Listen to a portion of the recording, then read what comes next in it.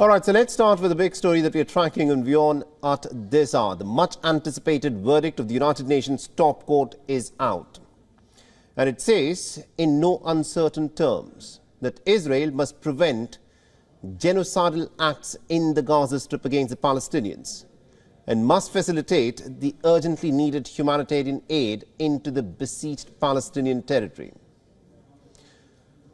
Now, the United Nations Court has also urged Israel to refrain from any possible genocidal acts. Listen in.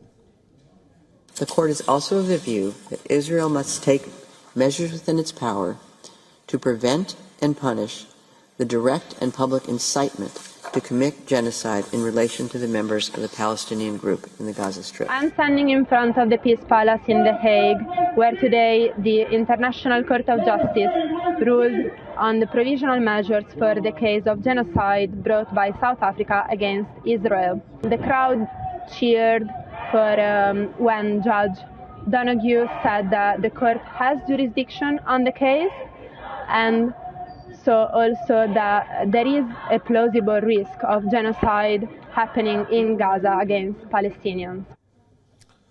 Now, the South African President Cyril Ramaphosa celebrated as he watched the World Court's ruling live on a big screen in Johannesburg.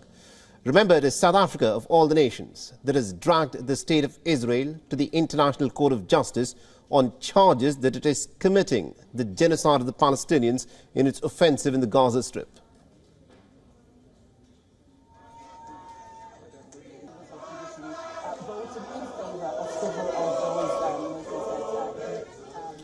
Well, South Africa hailed the ruling as a decisive victory for international rule of law. The Israeli Prime Minister, on the other hand, has said that the country, that is Israel, has a right to defend itself.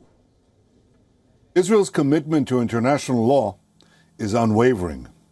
Equally unwavering is our sacred commitment to continue to defend our country and defend our people.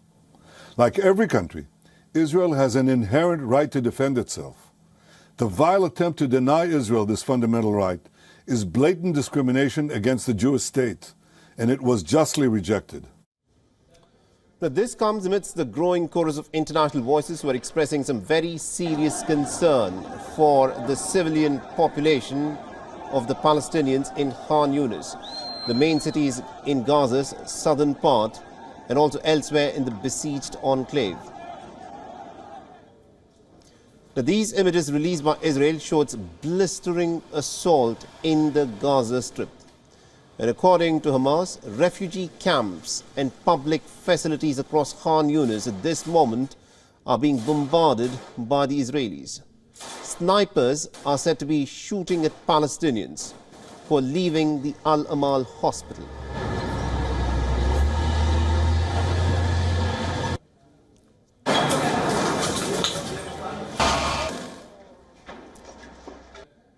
And here the IDF troops are seen going door to door in search of Hamas fighters. These are videos that, remember, are released by the Israeli Defense Forces.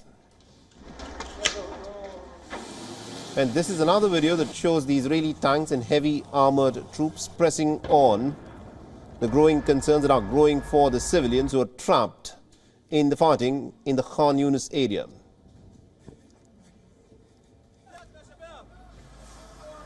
No one in Gaza is safe. The United Nations Agency for the Palestinian Refugees has said that tank shells had hit a building sheltering 800 people in the city of Khan Yunis on Wednesday. 13 people were killed and 75 others were injured in this Israeli shelling.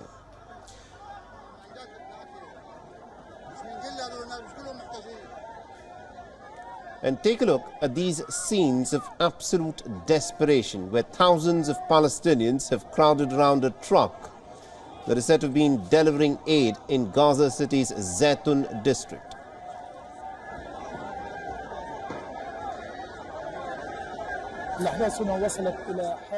The events here have reached a tragic situation. The word famine is not sufficient. Honestly, the word misery is not sufficient to describe the deteriorating humanitarian situation that's never been seen in history. Here, people are eating fodder and eating animals. Now, the United Nations agencies and also aid groups have sounded alarm about the growing threat of disease and famine in the Gaza Strip, when estimated 1.7 million Palestinians, remember, have been driven out from their homes. But the big question, of course, is, after the ICJ ruling, will Israel change its strategy and will it halt its assault? Now, to give us more perspective on this, we're being joined by retired Colonel Rich Outzen, who's joining us live from Washington, D.C.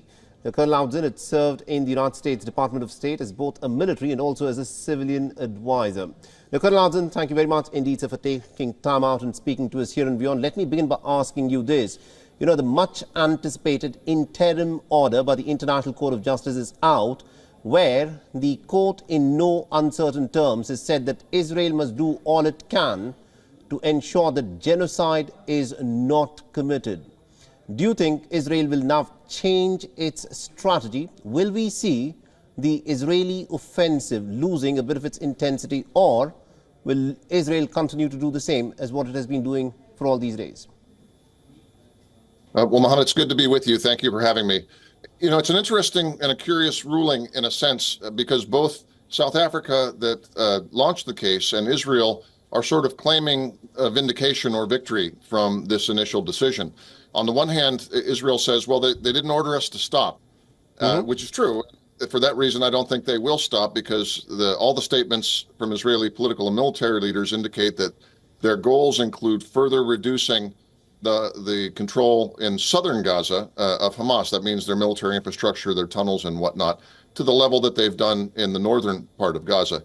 Yet South Africa says, look, because you were ordered to take certain measures to avoid genocide, it legitimizes or vindicates the idea that there is a risk of genocide and that certain genocidal acts have been or may possibly be committed. So both sides sort of found something to like, or at least are spinning it that way from the decision. But right. I do think until the operational plans that Prime Minister Netanyahu and the Israeli military leadership, the security cabinet, have enunciated, which is to remove Hamas's ability to launch terror attacks or military operations from the southern part of Gaza, until that's completed, they're not going to withdraw their troops. Now, they will, in my opinion, have to be a little more careful about the impact on civilians of these operations. It's a terribly crowded place. There have been an inordinate amount of civilian deaths. Right. And now this decision shines a big spotlight on that. So they're going to have to implement more cautions and more precautionary measures and protection measures, let more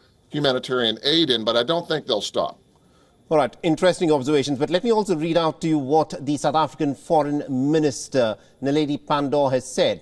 She says that she's not disappointed with this order because in exercising the International Court of Justice's order, there will have to be a ceasefire. There's no way around it. So for this order to be implemented, Israel must comply with the ceasefire. Do you agree with that? I don't. If you look at the text of the decision, it calls for measures, every possible measure to be taken by Israel to allow more humanitarian assistance into the Gaza Strip and to provide necessary services or enable them to be provided, to protect civilians from genocidal acts, and to provide a report by the end of the month on what steps they've taken to do that. None of that requires, per se, a ceasefire. I think Israel can make a claim at the end of the month when it files its report that it has allowed more trucks in, that it has changed its targeting procedures, various things it can do without actually halting operations. So I would disagree with the respected minister. All right, now you are a military person, you're a retired colonel. Now tell us in terms of how you look at things progressing from here militarily. Now this order is in place. Now Israel will have to comply with this order.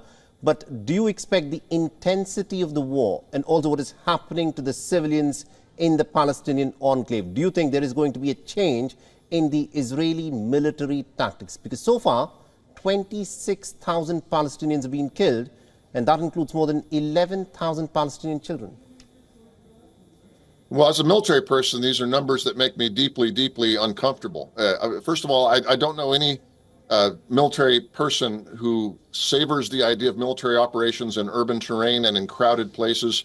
I think most military people would prefer to see operations only against combatants with no civilians anywhere nearby, because there is no trained military that prefers to see 11,000 dead children, not the Israelis, not the Americans, no one else. We maybe can set the Russians as a special case for what they've done in Ukraine. But by and large, military people are uncomfortable with this sort of thing. And I think now that the world is watching, I think Israel will have to change some of its tactics. I agree with the military logic that Hamas cannot be allowed to maintain rockets and infrastructure of tunnels and things that they currently have. So I personally support the continuation of operations more carefully, but until Hamas no longer poses a threat to Israel, and I think that's probably how the Israelis view it as well. But do you think the Palestinian civilians will now be safer after this order? I think incrementally so, but I also think that this campaign, while it will continue for some months, is winding down in intensity. As Hamas loses the ability to fight back as much as it did at the beginning, there will be less of a threat to civilians. Just whatever the Israelis do, this campaign is moving towards an end. All right. Thank you very much indeed, Colonel Alden, for joining us and giving us that perspective then. Thank you. WION is now available in your country. Download the app now and get all the news on the move.